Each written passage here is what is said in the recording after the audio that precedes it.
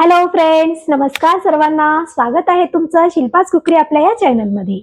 आणि आज मी तुमच्या समोर घेऊन आलेली आहे पावसाळी स्पेशल सिरीज नंबर. आजचा आपला 4 आहे आणि आज आपण इथे करत आहोत पावसाळी स्पेशल गरमागरम वडापाव. अगदी गाड्यावर मिळतो त्या पद्धतीचा वडापाव आज आपण इथे करणार आहोत. सोप्या पद्धतीमध्ये आणि एकदम स्टेप बाय स्टेप कसा करायचा तो वडापाव आज मी तुम्हाला इथे दाखवणार आहे. आणि हो, या वडापाव सोबत दिली जाणारी जी चटणी असते ती चटणी सुद्धा आज मी तुम्हाला साध्या सोप्या पद्धतीमध्ये कशी बनवायची ती सुद्धा या व्हिडिओमध्ये मी तुम्हाला दाखवणार आहे. तर चला मग लगेच अजिबात वेळ न घालवता पटकन रेसिपीला सुरुवात करूया.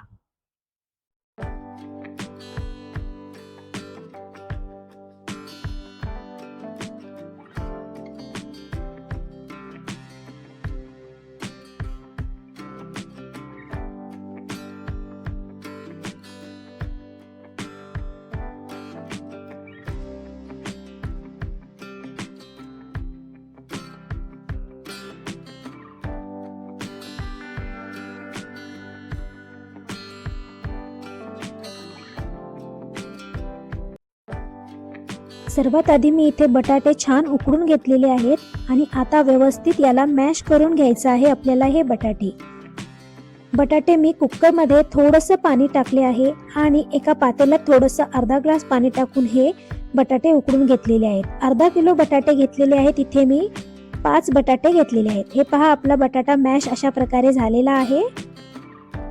आता स्टेप दुसरी आहे. आता इथे आपण सर्व साहित्य काढून घेतलेले आहे. वड्यासाठी लागणारे सर्व साहित्य: जिरा, मोहरी, साबुदाणा, कढीपत्ता, अद्रक, लसूण, हिरवी मिरची आणि कोथिंबीरची पेस्ट बनवलेली आहे. इथे मी थोडीशी कोथिंबीर, चवीपुरतं मीठ आणि हळद पावडर. तर सर्वात आधी आपल्याला आता इथे स्टेप तिसरी आहे. इथे आपल्याला फोडणी द्यायची आहे. तर सर्वात आधी कढई ठेवूया गॅसवर आणि इथे थोडंसं तेल आपल्याला याच्यामध्ये टाकायचं आहे, कारण आपण हा जो वडा आहे तो तळून घेणार आहोत. त्यासाठी या भाजीला तेलाचे प्रमाण कमी वापरायचं आहे. तर सर्वात आधी इथे आपण मोहरी टाकूया. मोहरी छान तडतडल्यानंतर त्याच्यामध्ये जिरा टाकायचा आहे. जिरा छान फुलू द्यायचा आहे. त्यानंतर आपण जो मसाला ठेचा केलेला आहे तो ठेचा याच्यामध्ये आपल्याला टाकायचा आहे आणि छान खमंग असा आपल्याला हा ठेचा परतून घ्यायचा आहे या तेलामध्ये. त्यानंतर कढीपत्त्याची पाने टाकायची आहेत. मी थोडेसे चिरून टाकलेले आहे कढीपत्त्याची पाने. वास खूप मस्त येत आहे, खूप सुगंध येतो या फोडणीचा. त्यानंतर हळदी पावडर टाकायची आहे अर्धा टीस्पून आणि इथे मी जे धने आहेत ते थोडेसे अर्धे थोडेसे कुटून घेतलेले आहे. आणि आता लगेच गॅस आपल्याला बंद करायचा आहे आणि हे सर्व जो फोडणी आहे आपल्याला एकजीव करून घ्यायची आहे. आता हे थोडं थंड होण्यासाठी आपल्याला ठेवायचं आहे. त्यानंतर आपण याच्यामध्ये चवीपुरतं मीठ टाकायचं आहे.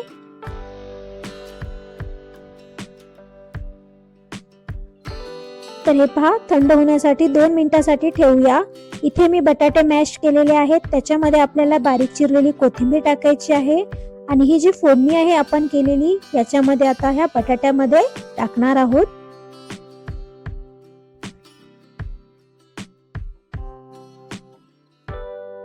हे छान मिश्रण जे आहे आपलं एकजीव करून घ्यायचं आहे.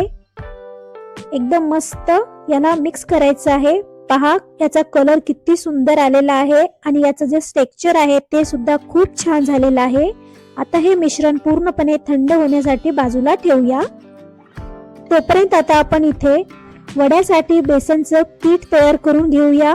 त्यासाठी 1 वाटी बेसन, 2 चमचे तांदळाचं पीठ, चवीपुरतं मीठ आणि 2 चिमूटभर आपण इथे सोडा घेतलेला आहे. तर बटाट्याचं मिश्रण थंड होत आहे तोपर्यंत आता आपण इथे हे बेसनचं बॅटर तयार करून घेणार आहोत. एका पातेल्यामध्ये हे सर्व आपल्याला टाकायचं आहे. स्टेप नंबर 5 आहे. बेसनचं पीठ आपण तयार करून घेत आहोत. तर सर्वात आधी आपण हे सर्व मिक्स करून घेऊया आणि याच्यामध्ये थोडं थोडं पाणी टाकून आपल्याला हे मिश्रण पूर्ण मस्त स्मूथ असा बॅटर तयार करून घ्यायचा आहे। याच्यामध्ये अजिबात गुठळी होऊ देऊ नका। थोडं थोडं पाणी टाकतच आपण हे बॅटर तयार करून घेणार आहोत।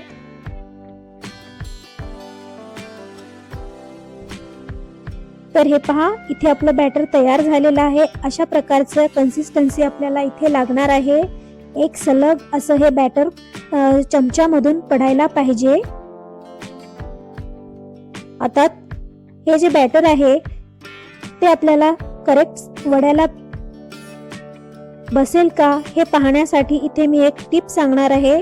चमचा घ्यायचा आहे, चमचा पालता करायचा आहे, म्हणजे मागचा साईड जो आहे तो असा करायचा आणि त्याच्या सेंटर मधून अशी रेष मारायची। जर समजा तुमचं हे वरील असलेलं बॅटर आहे ते एकसारखं खाली आलं असेल लगेच, तर समजा तुमचं बॅटर इथे पातळ झालेलं आहे। हे बॅटर हळूहळू येत आहे, म्हणजे बॅटर आपलं वड्याला एकदम परफेक्ट झालेलं आहे। आपलं हे बटाट्याचं मिश्रण थंड झालेलं आहे। आता याचे आपल्याला आवडीनुसार याला आकार एकसारखा द्यायचा आहे। तुम्हाला याचे गोल वडे करायचे असतील तर करू शकता, किंवा चपटे करायचे असतील टिक्की सारखे ते सुद्धा तुम्ही इथे करू शकता। हे पहा, मी इथे टिक्की सारखे वडे केलेले आहेत। एका चमच्याच्या साहाय्याने आपल्याला एकसारखा आकार येईल अशा पद्धतीचे हे वडे तयार करून घ्यायचा आहे। आपला हा बटाटा वडा।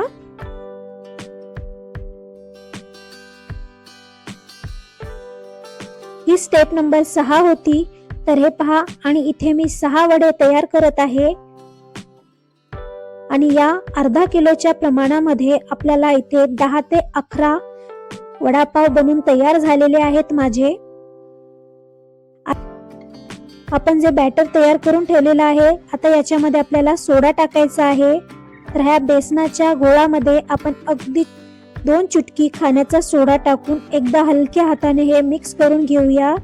त्यामुळे आपले जे वडे आहेत खूप हलके होणार आहेत आणि फुगलेले एवढं मस्त फुगणार आहेत, खुसखुशीत सुद्धा देखील होणार आहेत। गॅसवर मी कढाई गरम करायला ठेवलेली आहे, त्यामध्ये तेल टाकलेलं आहे। तेल गरम झालं आहे का एकदा चेक करूया। पहा, तेल इथे गरम झालेलं आहे। आता आपल्याला हे एक एक जो आपण वडा केलेला आहे तो एक वडा घ्यायचा आहे। या पिठामध्ये, बेसनच्या पिठामध्ये त्याला चमच्याच्या साहाय्याने वरून पीठ टाकायचं आहे, किंवा तुम्हाला पाहिजे तर तुम्ही हाताचा वापर करू शकता आणि हलक्या हाताने आपल्याला हे जे वडे आहेत ते तेलामध्ये सोडायचे आहे। अशा प्रकारे वडे सोडत असताना गॅस मोठा ठेवायचा आहे। दुसरा वडा सुद्धा आपण अशाच प्रकारे टाकणार आहोत।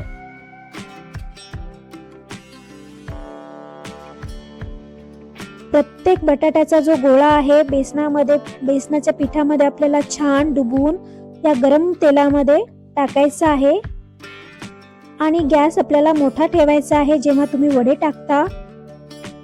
आणि आता झारीच्या साहाय्याने आपल्याला या वड्यावर वरच्या साईडने झारीने तेल टाकायचं आहे, म्हणजे वरचा सुद्धा तो वडा आपला मस्त खुसखुशीत तळला जाईल। पहा, दुसऱ्या साईडने हा वडा मी तळून घेत आहे। वाव, बघा याचा कलर किती मस्त गोल्डन सोनेरी असा आलेला आहे। बाहेरून एकदम खुसखुशीत आणि आतून मस्त अगदी मऊसूत असा परफेक्ट वडा इथे आपला झालेला आहे। पहा, कलर किती सुंदर आलेला आहे।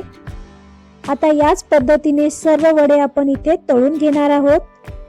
प्रत्येक वडा अगदी एकसारखाच आपण इथे बनवलेला आहे। किती सुंदर कलर त्या वड्याला आलेला आहे, तुम्ही पाहू शकता।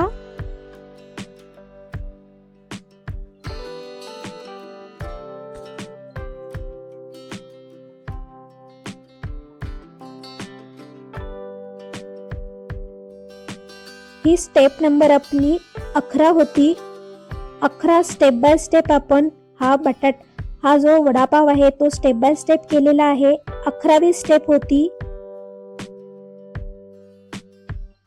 दोन्ही साईडने आपल्याला अशा प्रकारे हा वडा तळून घ्यायचा आहे। अगदी मस्त सुंदर असा कलर येईपर्यंत, गोल्डन कलर येईपर्यंत। पहा, या वड्यांना सुद्धा किती सुंदर एकदम मस्त असा कलर आलेला आहे. हे वडे सुद्धा आपण काढून घेऊया. आता हे उरलेलं जे पीठ आहे त्याच तेलामध्ये आपण याला चटणी बनवायची आहे, वड्यासोबत खाल्ली जाणारी. त्याच पिठाचे पातळ पातळ आपल्याला असे हलके हलके थोडे थोडेसे भज्यासारखे सर्व मिश्रण या तेलामध्ये सोडायचं आहे. थोडंसं वरून सोडायचं आहे आणि हे सुद्धा आपण असाच छान गोल्डन रंग येईपर्यंत, कुरकुरीत होईपर्यंत हे तळून घेऊया. याची आपल्याला चटणी करायची आहे. जशी मार्केटमध्ये किंवा गाड्यावर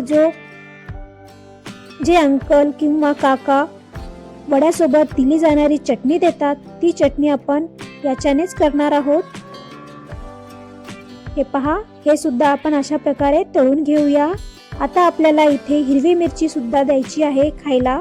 त्यासाठी इथे मी 4 ते 5 हिरवी मिरची घेतलेली आहे. ही जास्त तिखटवाली नाहीये आणि हिरवी मिरची आपण सेंटर मधून कट करून घेतलेली आहे, उभी चिरलेली आहे आणि तेलामध्ये अशा प्रकारे आपण तळून घेणार आहोत. गॅस बंद केलेला आहे मी.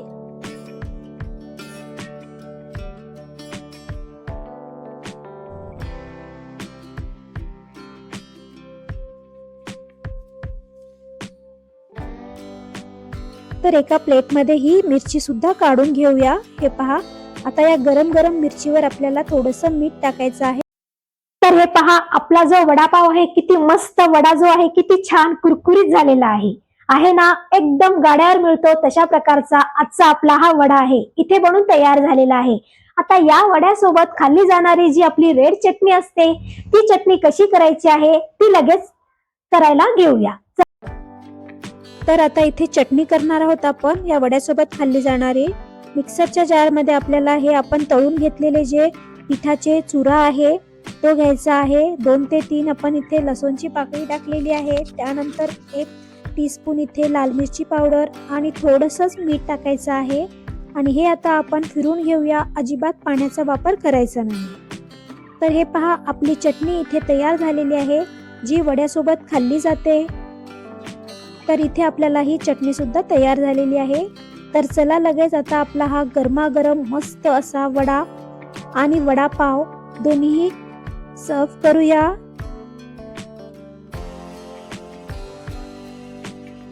हे पाव जे आहेत ते खास वडापावसाठी वेगळे असतात, तेच आपण इथे वापरायचे आहे. पावभाजीचे पाव वेगळे असतात, वडापावसाठीचे पाव आहेत ते थोडेसे मोठे असतात. मी इथे वडापावचे पाव घेतलेले आहे आणि सेंटर मधून आपल्याला असा कट करून घ्यायचा आहे आणि जी चटणी आहे आता आपण बनवलेली, ती चटणी याच्यावर टाकायची आहे आणि एक वडा घ्यायचा आहे, असा सेंटर मध्ये ठेवायचा. अजून थोडीशी जर तुम्हाला वरून थोडंसं मस्त तिखट पाहिजे असेल तर अजून थोडीशी चटणी टाकायची आहे या वड्यावर सुद्धा आणि सोबत मस्त ही तळलेली मीठ लावलेली मस्त अशी मिरची घ्यायची आणि या गरम गरम वडापाव आपण या एका हातात वडापाव आणि एका हातात मिरची अशी ही खाऊ शकता. खूप भारी लागते आजचा हा आपला वडापाव आणि मिरची. बाहेर पाऊस पडत आहे आणि हातामध्ये असा गरमागरम वडापाव आणि मिरची खायला एवढी भारी लागणार आहे. त्यासाठी व्हिडिओ जो आहे तो नक्की एकदा ट्राय करा आणि रेसिपी आवडली असेल तर पटकन व्हिडिओला लाईक करा, नवीन असाल तर सबस्क्राईब करा. ओके फ्रेंड्स, आणि हो, कमेंट्स मध्ये मला नक्की सांगा तुम्ही हा वडापाव कोणत्या शहरातून पाहत आहात. पुन्हा भेटूया अशाच एका भन्नाट आणि सोप्या रेसिपी सोबत. तोपर्यंत बाय बाय, टेक केअर.